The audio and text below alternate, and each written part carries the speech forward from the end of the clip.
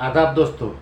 आज बात करते हैं जनपद अंबेडकर के एक बहुत सीधे साधे व्यक्ति जो खुद बताते हैं कि मैं एक सीधा साधा व्यक्ति हूँ, डॉक्टर हूँ, श्री संतोष कुमार यादव जी के बारे में, जो अकबरपुर में हवाई पट्टी के बगल में मेडलाइफ नाम का एक हॉस्पिटल चलाते हैं। उसके मालिक भी हैं और उन्हीं के नाम से पंजीकरण वगैरह सब है। तो पिछले दिनों कुछ पत्रकार उनके हॉस्पिटल गए, क्योंकि उनके हॉस्पिटल के आगे ट्रामा सेंटर का बोर्ड लगा है। तो लोगों ने बताया होगा कि ट्रामा सेंटर में जो फैसिलिटी होनी चाहिए वो नहीं होती है यहाँ पे। उसके बाद भी ये बोर्ड लगा के उसका काम कर रहे हैं। तो पत्रकारों ने सोचा कि चलो देखते हैं, वहाँ बातचीत करें, पूछें कि क्या क्या फैसिलिटी है, वो उसके सारे मानक फुलफिल करता है कि नहीं। 6 नवंबर को पत्रकारगण वहाँ गए अस्पताल में, अपना देखे दाखे जो भी था। वहाँ कोई मिला नहीं, ना किसी से बातचीत हुई, ना कुछ हुआ। ये लोग अपना टहल वहल के जो भी इनको करना था, वीडियो बनाना या बातचीत करना, मरीजों से मिलना, वो सब करके आए। और ग्रुप में, व्हाट्सएप ग्रुप में और हर जगह उन्होंने खबर इसको चला दी वीडियो के साथ कि ये अस्पताल ट्रामा सेंटर लिखता है, लेकिन ट्रामा सेंटर की जो भी मान्यताएँ हैं, जो मानक हैं, वो पूरा नहीं करता है। उस खबर के आधार पर सीएमओ साहब ने 6 नवंबर को ही एक नोटिस जारी कर दिया हॉस्पिटल के नाम कि आप अपना पंजीकरण के सारे डॉक्यूमेंट और अपनी योग्यता पुख्ता जो है वो ला के यहाँ जमा कीजिए हमारे पास, हमको उसकी जांच करनी है। अब डॉक्टर साहब बेचारे बौरा गए, सीधे साधे आदमी, नोटिस आ गया।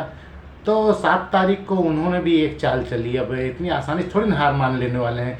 तो उन्होंने कप्तान साहब को एक रजिस्टर डाक से चिट्ठी भेज दी, जैसा होता है आमतौर पे 156(3) से मुकदमा कराने के लिए लोग कप्तान के पास चिट्ठी भेजते हैं और वहाँ आरोप लगाते हैं कि हमने थाने पे दिया एप्लीकेशन, कोई कार्रवाई नहीं हुई।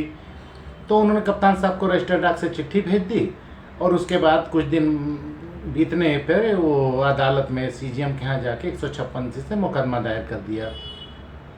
वहाँ बताया कि श्रीमान जी, मैं एक सीधा साधा व्यक्ति डॉक्टर हूँ और ज्ञान प्रकाश पाठक और उनके 2 सहयोगी मेरे हॉस्पिटल में एक दिन आए और वो वीडियो बनाने लगे। और हम उससे बोले कि अगर हॉस्पिटल चलाना है तो 25,000 रुपया महीना रंगदारी देनी पड़ेगी। तो मैंने उसका विरोध किया। तो मेरे साथ अपशब्द बोलने लगे और बुरा भला कहे जो भी है, और हॉस्पिटल के प्राइवेट रूम में जाके वीडियो वगैरह बनाने लगे और जाते जाते मुझे गाली दी, जान से मारने की धमकी दी और बोले 15 दिन का टाइम देता हूँ, रंगदारी पैसा पहुँच जाना चाहिए।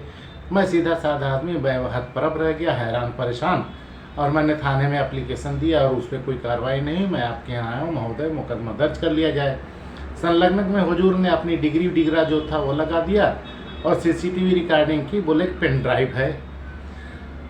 अब यहाँ से सीजीएम साहब ने जो उनके यहाँ फॉर्मेलिटी होती है उन्होंने थाने को दिया कि क्या कोई ऐसा तहरीर आपको मिला था या कुछ आपको जानकारी इसके बारे में है। तो पुलिस ने रिपोर्ट दी कि नहीं, हमारे यहाँ कोई तहरीर नहीं थी, वो मामला अस्पताल में वीडियो बनाने से संबंधित था और वो सब मामला वहीं पे ख़त्म हो गया, हमें उसकी जानकारी नहीं है, थाने में कोई साहब लिख नहीं है। सीजीएम साहब ने आर्डर कर दिया।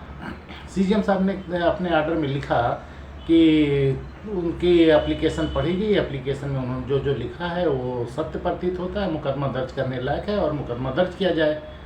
बस सीजीएम साहब ने थोड़ा सा कमी कर दी। वो सीसीटीवी की जो पेन ड्राइव दी थी वो नहीं उन्होंने देखा।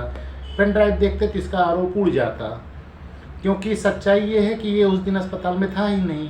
जिस समय की घटना वो लिख रहा है कि इतने बजे थे, तो उस समय वो नहीं था। पत्रकारों से इसकी बातचीत की कहीं रिकॉर्डिंग नहीं है कि पत्रकारों ने इससे मुलाकात की, इससे मांगा या नहीं मांगा, जो भी हो, इनकी और पत्रकारों की भेंट ही नहीं हुई।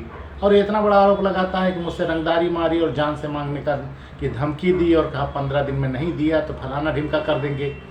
तो सीसीटीवी रिकॉर्डिंग अगर देखी गई होती तो मुकदमा दर्ज करने का आदेश नहीं होता। खैर जाने तो वो तो अदालत में इतना चूक हो जाती है। अब वो जांच पुलिस को मिल गई कि पुलिस विवेचना करे, पुलिस विवेचना करेगी, उनको साबित करना पड़ेगा रंगदारी के बारे में। अब डॉक्टर साहब बताएं और दिखाएं वहाँ सीसीटीवी रिकॉर्डिंग की भाई सीसीटीवी लगा है, रिकॉर्डिंग हो रही, 24 घंटे की हुई, तो पत्रकार आ रहे हैं उसका भी दिख रहा है वीडियो और जा रहे हैं उसका भी दिख रहा है जो वहाँ घटना की। आपसे मुलाकात की घटना नहीं, आरोप जो आप लगाए हैं ना, रंगदारी मांगी और गाली गलौज दी, इस आरोप का कोई साक्ष्य उसमें नहीं मिला है। अब वो तो उनको देना पड़ेगा। अच्छा, सच्चाई क्या है? ये डॉक्टर साहब ट्रामा सेंटर का बहुत भारी भयंकर बोर्ड लगा के वहाँ अपना अस्पताल चलाते हैं। ट्रामा सेंटर जैसी कोई सुविधा इनके यहाँ है नहीं, बस बोर्ड लगा लिया और मरीज आए, हड्डी पट्टी तोड़ के जो भी रहता है उनको जोड़ जाड़ के देते हैं, ठीक हुआ हुआ, नहीं कहते तेरा नसीब, जैसा कमाई का धंधा लोगों का है। तो हॉस्पिटल में स्वास्थ्य विभाग में बहुत ज़्यादा ये हो रहा है, दिन लोग मरीज मरते हैं तो हॉस्पिटल सीज किया जाता है, जब तक मर नहीं जाता कोई तब तक नहीं सीज किया जाता। ऐसे बहुत से मैं वीडियो भी बनाया हूँ कि कितने कितने हॉस्पिटल कैसे कैसे क्या। ये हुजूर सोचे कि एक कदम आगे बढ़ के कि लाओ मैं ही पत्रकारों को दबा दूं और मैं 156 से मुकदमा करा दूं, सब सही हो जाएंगे, इसके बाद कोई मेरे तक आए नहीं। गलती कर गए इन्होंने, ज़रूरत से ज़्यादा आरोप लगा दिया और साबित कुछ नहीं कर पाएंगे। अब जब इनके पीछे लोग पड़े तो पता चला इसका तो टोटल फर्जी है। अच्छा, जब सीएमओ ने 6 नवंबर 2024 को नोटिस दिया तो उसका जवाब देना चाहिए था सीएमओ को। सीएमओ ने क्या मांगा था? कोई घर द्वार थोड़ी ना मांगा था, कहा था पंजीकरण का कागज दे दीजिए, अपनी डिग्रा ला के दे दीजिए। तो सीएमओ को कुछ नहीं दे रहा है, 156(3) के एप्लीकेशन के साथ वहाँ डिग्रा लगा रहा है कि मेरी ये डिग्री है, ये प्रमाण पत्र है, ये। अदालत क्या करेगी तुम्हारी डिग्री? अदालत में कोई डिग्री थोड़ी चैलेंज किया है। अदालत में तुम कह रहे हो कि मुझे जान से मारने की धमकी मिली और रंगदारी वसूली की जा रही है। मेरे भी यहाँ वीडियो आके बनाया गया, इसी का साक्ष्य लगाना था। नहीं डिग्रा वहाँ लगा दिया और जहाँ देना है वहाँ नहीं दे रहा है। सीएमओ ने खैर बहुत दबाव पड़ा, जब एफआईआर हो गई तो सीएमओ भी फंस गए बेचारे कि अब तो मुझे कुछ करना ही पड़ेगा जांच।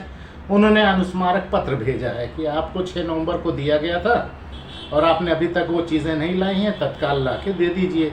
अब देखते हैं अनुस्मारक कब तक चलता है, क्योंकि मामला गंभीर हो गया है। 2-3 चीज़ इसमें फंस गई, डॉक्टर साहब लटक गए बेचारे, वो ज़्यादा दिमाग लगा रहे थे। एक तो हवाई पट्टी के एकदम करीब है, उसकी दिक्कत है। ट्रामा सेंटर में जो जो चीज़ें होनी चाहिए मानक के अनुसार वो नहीं है, उसकी दिक्कत है। अब तो और नया चला, ज़मीन जो खरीदे हैं उसमें ये कुछ स्टाम्प चोरी किए हैं और चौहद्दी गलत लिखाए हैं।